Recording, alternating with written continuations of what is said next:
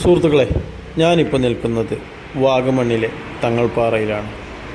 തങ്ങൾപ്പാറയിൽ ഷേഖ് ഫരീദുദ്ദീൻ വലിയുള്ളാഹിയുടെ മഖ്ബറയിലേക്കുള്ള വഴിയിലാണ്. അദ്ദേഹത്തെക്കുറിച്ച് എന്നാലറിയുന്ന ഒരു ചരിത്രം പറയാം. 800 വർഷങ്ങൾക്ക് മുമ്പാണ് അദ്ദേഹം ഇവിടെ വാഗമണ്ണിലെ തങ്ങൾപ്പാറയിൽ എത്തിപ്പെടുന്നത്. അഫ്ഗാനിസ്ഥാനിലെ ഖുറാസാനിൽ നിന്നാണ് അദ്ദേഹം വരുന്നത്. അദ്ദേഹത്തിൻ്റെ ജന്മസ്ഥലവും അവിടെയാണ്.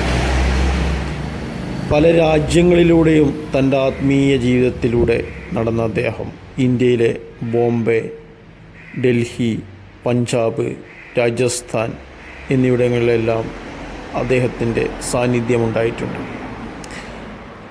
ബോംബെയിലെത്തിയതോടുകൂടിയാണ് അദ്ദേഹം അജ്മീർ ഖാജ തങ്ങളുടെ സന്തസാചാര്യവും പ്രധാന ശിഷ്യരുമായ കുത്തുബുദ്ദീൻ ബക്തിയാരെ കണ്ടുമുട്ടുന്നത്.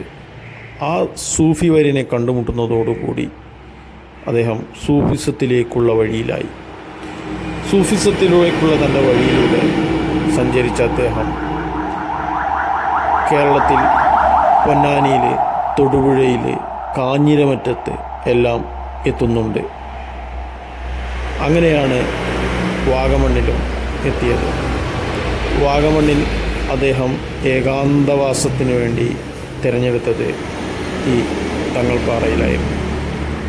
തൻ്റെ ആത്മീയ ജീവിതത്തിൽ എന്നും അശരണർക്കൊരു കൈത്താങ്ങായ, ഒരു സഹായമായ അദ്ദേഹത്തിൻ്റെ ജീവിതത്തിൻ്റെ ആ പ്രഭ ഇന്നും നിലക്കാതെ